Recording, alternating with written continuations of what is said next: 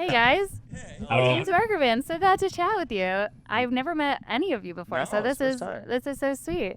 I've been following your career. I feel like you guys have had some big changes since kind of the beginning of last year. How has this whole past year been? It's been good. It's been a wild ride, but it feels good to finally have some new music out and be releasing music again and doing the thing. So. Yeah, when you look back on like the past year, how do you feel like compared to where you were? Because you had your Grand Ole Opry debut around this time last year. Yeah, it's been pretty crazy. It's crazy to think the Opry's almost been a year, just under a year, because that's like one of those moments that we'll remember for the rest of our lives. You know, especially in country, that's like the mother church. You know what I mean? That's the thing to do. So it's crazy to think that feels like it was still yesterday. You know? Is it? Yeah. Yeah. What do you remember most from that time?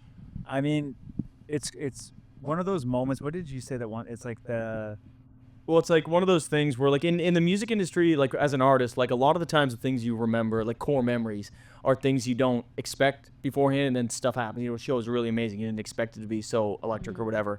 But the Opry was one of those ones where you're you're really hyped up beforehand because you know that you're going to go do it, and it kind of actually is worth the hype. You know what I mean? You go and do it, and it's as awesome, and everybody there is as amazing, and the backstage is as awesome, and standing in the circle, all of those things are as special as you think they're going to be. But you it know what I goes mean? by so quick. So like fast. we played 2 songs, and like someone told Taylor or Connor, like make sure you take it all in while you're out there. Yeah. And like I didn't tell me that because I didn't.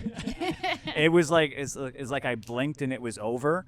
But like James said, just being backstage, like we had a crazy day that we were on. It was Charles Wesley Godwin was supposed to be there, but then it was Lainey Wilson, Jamie Johnson, and Wilson. Asleep at the wheel. Asleep at the wheel. It was just stacked. Henry Cho, and then there was also they're shooting another thing in the background of like Opry's next stage. So it's like all the other big upcoming artists too were back there. I forget the other. I can't remember the names. It was wild. It was like a star-studded I was night. gonna say it's probably pretty sick. buzzing in there. just with all that. backstage. And like, walking and it's around. like, you know, they have this thing where it's like an open door policy backstage. So it's like all the dressing rooms are right beside each other. Like when you walk in here, you know what I mean? It's just like boom, boom, boom, all these little 10 by 10 rooms, and everybody's doors open. Like we're standing beside Jimmy Johnson getting like popcorn at the machine and stuff. It's just so sick. And also the opera team is phenomenal, beyond phenomenal, and they do such a great job of obviously just like honoring artists and just treating us like absolute gold and stuff, but also our parents and stuff. And so they would make sure that like going into the end of your performance, they bring you back, or they bring them back. They'd already have it pre-mapped out where everyone was sitting and stuff. They brought all of our parents back and our family members back. They presented us with these like unbelievable parking signs or whatever with their names on it and stuff. And it was just like being able to have that moment, because obviously, as mentioned, like it goes by super fast and you're just in the moment and you're so scared and whatever, and you do it.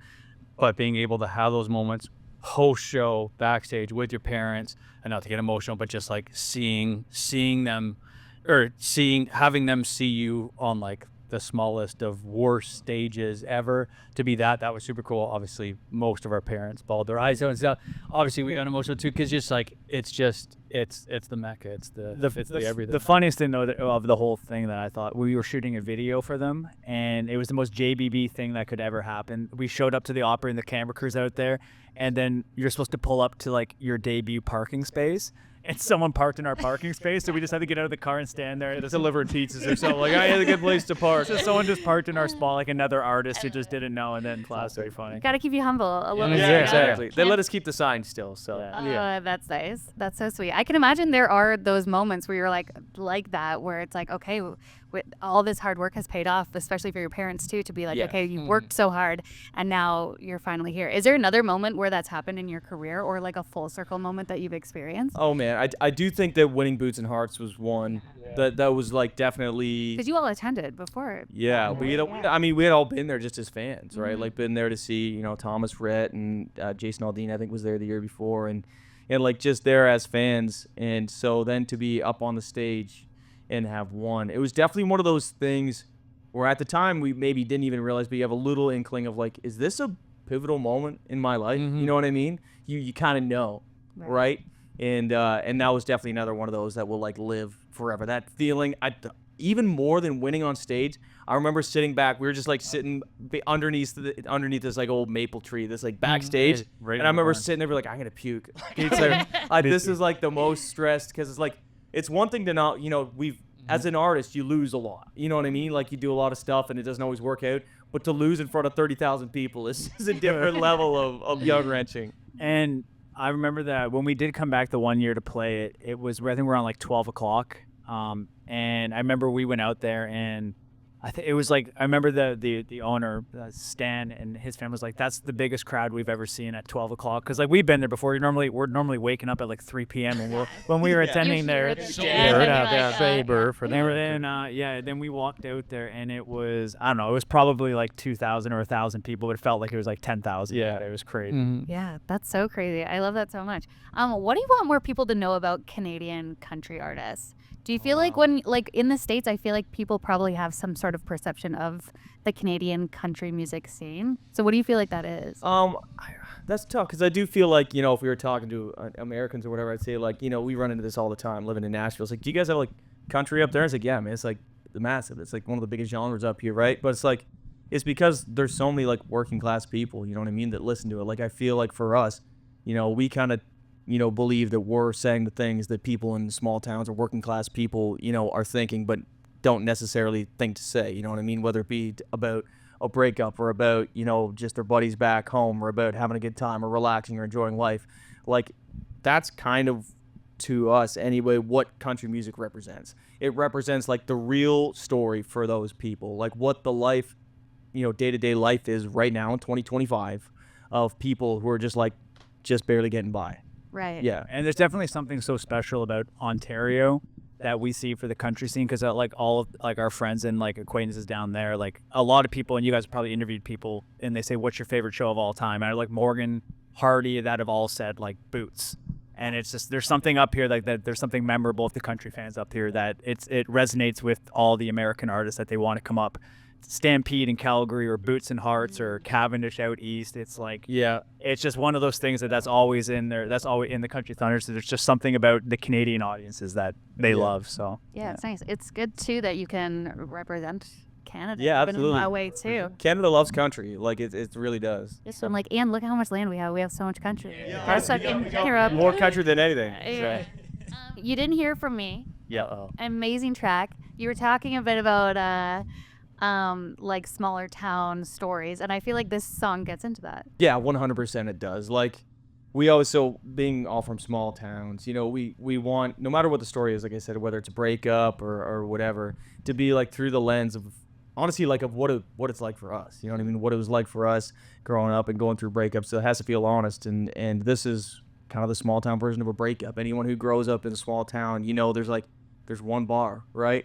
And not only do you have to be worried about bumping into your ex, which sometimes actually is good, maybe end up back together or whatever, but it's about bumping into their family, about bumping into their friends, and we're just like, that's happened to all of us. You know what I mean? You're at that bar and maybe you try and stay away for like a month, but your buddies drag you out, and you bump into their friends, and you know, first you try and avoid them, but then you have a couple drinks and you start saying some things you probably wouldn't say if you weren't having a couple of drinks, and there's also that thing that's like kind of like in between the lines of this song where, you know, you're not crying at the bar. Like for us, that's kind of like one thing you learn in a small town, because if the dude breaks down at the bar, everybody's gonna know better, right? All your buddies are gonna be razzing, all of that. It's gonna get back, and so then you gotta wait another month before you yeah, come back. exactly. Yeah. And so it's that, like, you know, you didn't hear from me, like, you know, I ain't saying, but I'm saying, you know what I mean? Trying to like say that to their friends and hope it gets back to her, and hopefully she calls you up, and that's kind of the whole idea behind it. Yeah, I love that. What made you want to tell that story? It just feels so true, and like has happened to everybody in a small town. That thing of like going through a breakup and going to the bar and bumping into those people that you've been trying to avoid, that feels like, if you're from a small town, there's no way that hasn't like you happened. said, there's so no relatable. avoiding it. No, it's inevitable. Yeah, because you like I said, we all grew up in different towns. You and Connor are the same, but there's just like Ajax or like Lindsay, Ontario. There's one bar everyone goes to. So if you don't go to that bar, you don't go out. And so Totally. Yeah, I loved reading the comments of the music video for that song, because so many people are like, okay, I just discovered this song and now this band and now I'm a fan. But then there's other people in there that are like, I've been here since day one. OG. Yeah, and they want everyone else to know. So it's cool. How does it feel for you to know that there's still so many people to be introduced to your music, but then you got those OGs? I mean, it feels great. Obviously, like, we're so fortunate to have fans that, like you said, have been there since day one. We got fans since before the Boots thing. You know what I mean? They were coming out to see us when we were just playing in bars. But the coolest thing is to go and see new fans. Like, you might see someone who's like, you know, an 18 or 19-year-old singing the song, and you're like, it's pretty sick that they're able to relate to this thing that we're doing still, you know. Yeah, totally. It's also wild too. I like to touch on. We had a couple festivals this year where I know my personal experience is like I had some old teachers or whatever come out and like a couple family friends and stuff, but more so the teachers, and they've got like 5-year-old kids, 7-year-old kids, whatever, and they're coming out and they're front row and they're singing every word till like lawn chair lazy and children, whatever, and you're just like, first of all, that's insane. Second of all, that kid wasn't even born when you're teaching me. Third of all, oh my God, I'm old. And fourth, they literally love the stuff. So not obviously you're not writing to a 9-year-old or 10-year-old audience, but it's like they're gonna carry that to their friends and be like, you know, I love Chills, or I love like my son loves Keep It Simple. He loses his mind. It's like you don't even know. And it does feel kind of like a testament to how art and like music is timeless.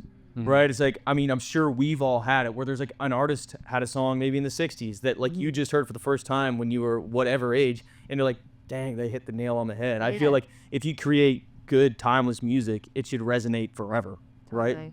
So. Yeah. And your song You Didn't Hear From Me, that could relate to high school. You know when you go through a breakup in high school? 100% You have for to sing them sure. at school? Yeah, absolutely. Big feeling, man. That's so brutal. It's 9 a.m. Bobby, I have a question for you. We have to talk about the fedora that you used to wear. Oh, Yes, let's. Please. Yes, more, please.